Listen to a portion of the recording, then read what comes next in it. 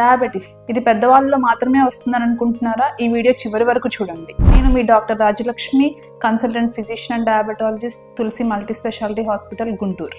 Diabetes అనేది నార్మల్గా మనం చూసే 2 టైప్స్ ఆఫ్ డయాబెటీస్ ఉంటాయండి. టైప్ 1 అండ్ టైప్ 2 అంటాము. దాంతోపాటు ఇంకా జెస్టేషనల్ డయాబెటీస్, మోడీ ఇవన్నీ అంటాము. కానీ కామన్గా మనం చూసే type 1 and type 2.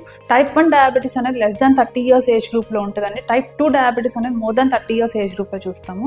Less than 30 years age గ్రూప్లో వాళ్ళకి ఏమవుతుంది అంటే ఇన్సులిన్ ప్రొడక్షన్, ఇన్సులిన్ అంటే ప్యాంక్రియాస్ నుంచి వస్తుందండి. అది ఆ ఇన్సులిన్ ప్రొడక్షన్ అనేది ఉండదు.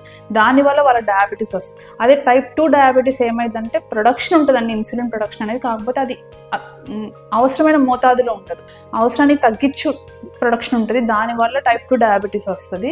టైప్ 1 డయాబెటీస్ అయినా టైప్ 2 డయాబెటీస్ అయినా కామన్ సిమ్టమ్స్ ఉంటాయండి. ఏమైతే దాహం ఎక్కువ అనిపించడము, ఒకటి బరువు తగ్గిపోవటము, ఆకలి ఎక్కువ అనిపించడము, మనకి కండరాలు పట్టేయటము, నీరసంగా అనిపించడము, ఇలాంటివన్నీ సిమ్టమ్స్ ఉన్నాయండి. ఇలాంటి సిమ్టమ్స్ కనుక మీకు కనుక ఏమైనా అనిపిస్తే దగ్గరలో ఉన్న క్లినిక్ కానీ లేకపోతే దగ్గరలో ఉన్న ఫిజిషియన్ని కన్సల్ట్ అయ్యి ఒక చిన్న టెస్ట్ అండి, GRBS అనే ఒక చిన్న టెస్ట్ చేయించుకోండి. ఒకవేళ మీకు కనుక పాజిటివ్ వస్తే ప్రాపర్ మెడికేషన్ వాడటం అనేది వెరీ ఇంపార్టెంట్.